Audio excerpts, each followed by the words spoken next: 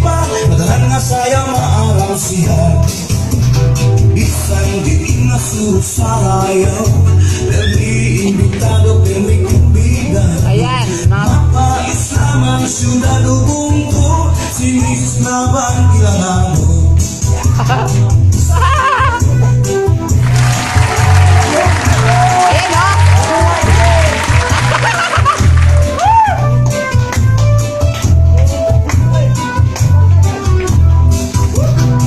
Lupa-lupa si Mantek na, kaya bayar sa liyan.